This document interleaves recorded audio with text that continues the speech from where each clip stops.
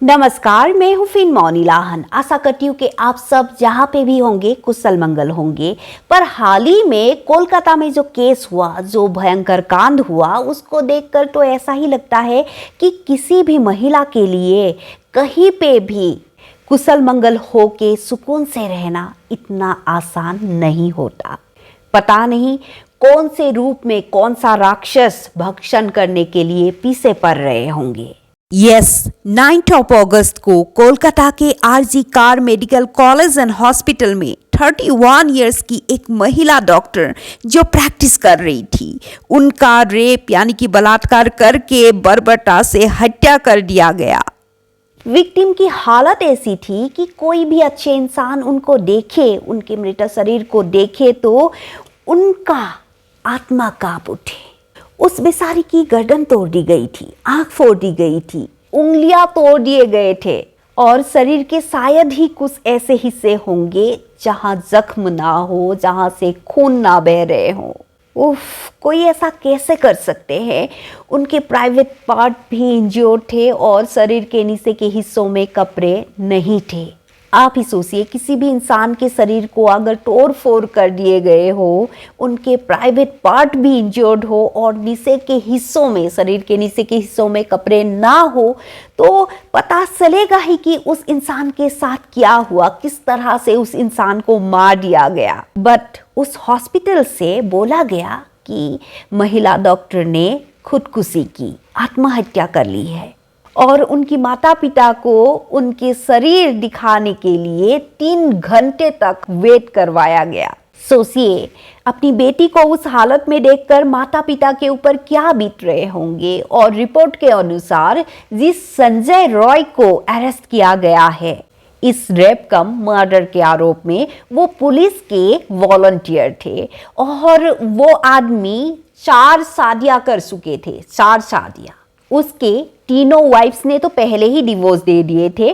4 number की जो उसकी पत्नी थी वो कैंसर से मर गई थी। उसकी पत्नियों ने उस पर मारपीट का केस भी करके रखा है और कुछ ऐसी लेडीज भी है जिनको संजय रॉय ने छेड़खानी करने की भी कोशिश किए थे।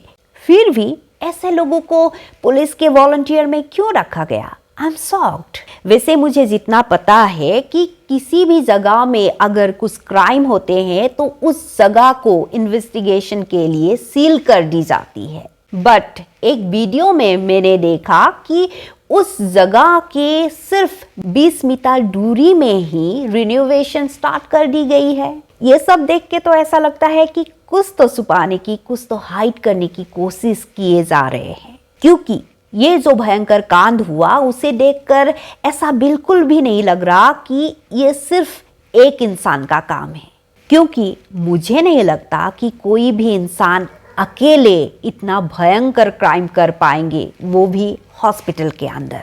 आप लोगों को क्या लगता है? मैं ये नहीं कह रही हूँ जो एक्यूज्ड है वो निर्दोष है, ऐसा बिल्कुल भी नहीं कह रही हूँ, लेकिन मुझे लगता है कि उसके साथ और भी कोई होंगे।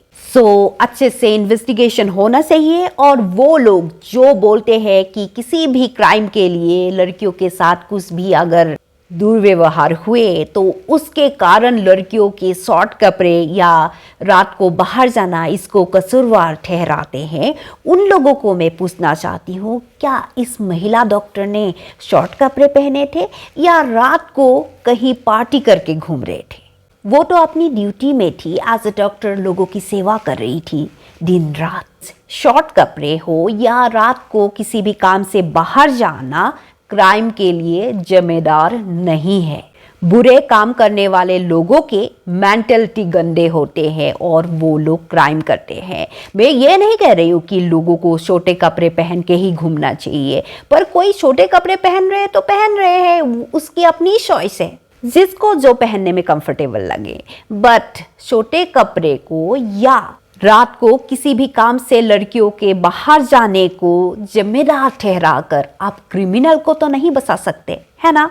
क्रिमिनल्स के सामने तो छोटे बच्चे, बूढ़ी औरतें तक नहीं बच पाते हैं। तो इसीलिए प्लीज क्राइम को क्राइम की तरह ही देखिए। मैं हाथ जोड़कर आप लोगों से रिक्वेस्ट करती हूँ कि प्लीज राइज योर वॉइस, ही लड़की के माता पिता को जस्टिस मिले और दोबारा फिर से हमारे समाज में ऐसा घिनौना कांड ना हो। वैसे हर तरफ लोग जस्टिस के मांग उठा रहे हैं, रुकना नहीं चाहिए जब तक हमें जस्टिस ना मिले। We want justice.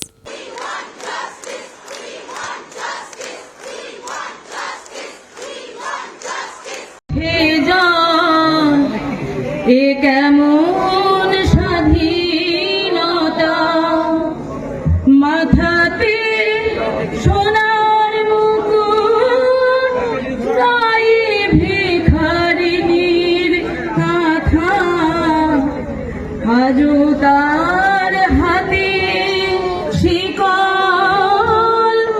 এ কেমন স্বাধীনতা।